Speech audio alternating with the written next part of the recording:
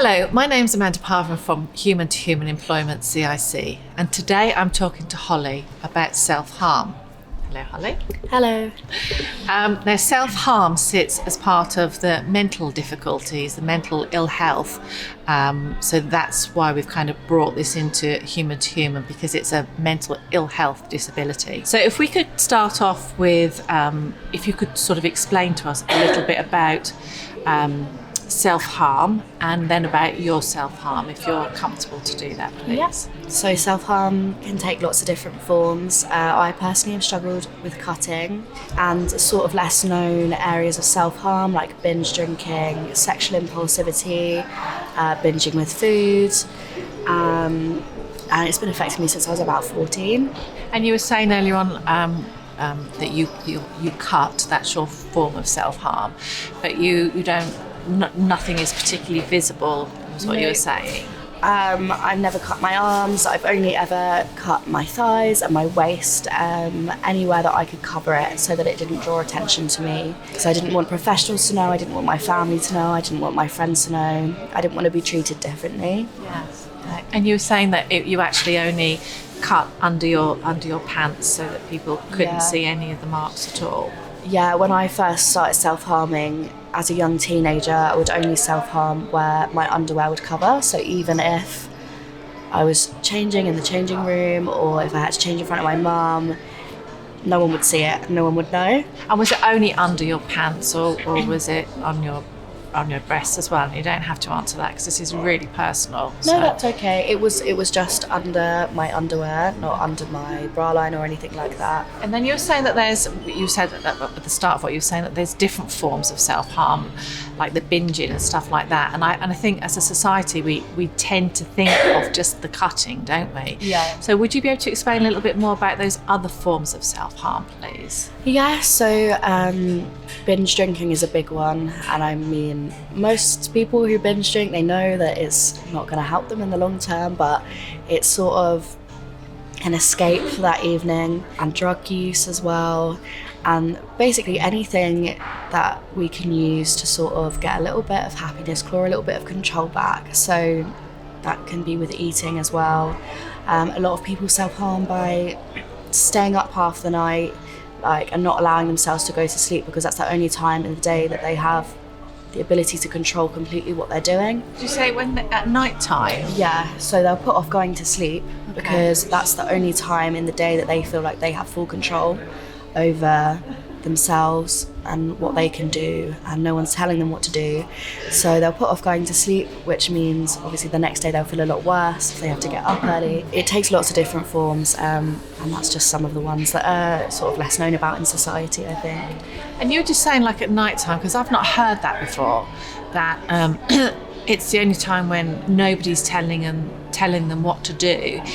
Is that does people telling them what to do, does that cause people difficulties? Is that why they self-harm, or part of why people self-harm? Because when we were talking earlier on, I know that society think that people self-harm for attention, but that's really not the case, is it? No. Are you able to explain, I suppose, why people self-harm, and also you were saying about at night time when people aren't being told what to do? Would you be able to explain those, please? Yeah, I think, well, people self-harm for a lot of different reasons. I personally struggled with self-harm because I grew up in quite an abusive household, and it's sort of a way to express my emotion when I haven't really learned ways to express emotion in different ways, in more healthy ways. So about like the sleep thing and staying up, that is something I do, and I don't think it's about in general being told what to do. It's about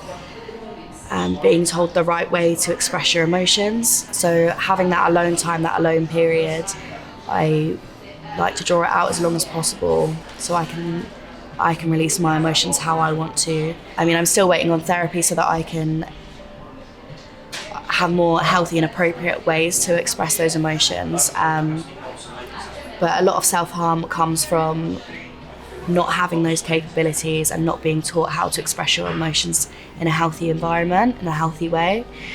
So then you turn to more self-destructive releases, just through lack of choice, lack of education, I think. And is that, so I've heard the term emotional regulation or dysregulation. Is that what that is then? That you're unable to manage your emotions, so you find another way to manage them? Is that what that Definitely. So I struggle with borderline personality disorder, and a big part of that is emotional dysregulation. I can't always recognize what emotion I'm feeling, and a lot of the time I feel numb. So when I have self-harmed in the past, it's either to release a strong emotion that I'm feeling that I can't identify, or to be able to feel something because the numbness has sort of taken over.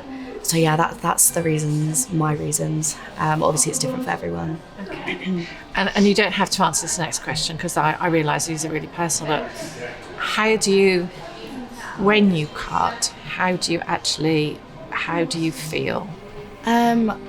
It feels like a release of pressure that I can't get through any other means. It's a really difficult one to explain. I mean, again, it's probably different for everyone, but it's about, for me, it's about having control. Perhaps then, how do you feel afterwards? Do you feel a release, a relief? Do you feel angry at yourself? How do you actually feel when you kind of look at what you've kind of gone through? How do you then feel? Do you feel better in that you feel relieved, but angry at yourself for what you've done? I don't know. I don't know. I think that when I was younger, I would get quite stressed and angry at myself for having done these things to myself. But as I've grown up, I've kind of realised that it is a coping mechanism for me. I'm cutting as a release, and it gives me relief. I'm not cutting to kill myself. Okay. It gives me a relief for a certain period of time, and it's like the emotions build and build and build again, and then I will self-harm again, and then all of those emotions will be released. So I can go for a couple of weeks, maybe even a couple of months at a time without self-harming, depending on how stressful life is, what sort of emotions I've been feeling, what sort of things have been going on. But it can give me quite a long period of relief, which other things can't touch, really. And then you were saying earlier on that there are other forms of self-harm, which, like the binge drinking. But you were saying that the self-harm in a way is more manageable because, if you go down one of those other routes. I think, were you saying something about sexual promiscuity as well? I think within sexual promiscuity as a form of self-harm, allowing other people to do what they want to my body. It's not that I don't want it or I don't enjoy it as such, but it's something that if I went out on a night out and I slept with someone, I'd feel quite dirty about it the next day. If it was someone that I didn't know that well, or that I slept with someone because I've been drinking quite heavily, and it's someone that I wouldn't have slept with had I been sober.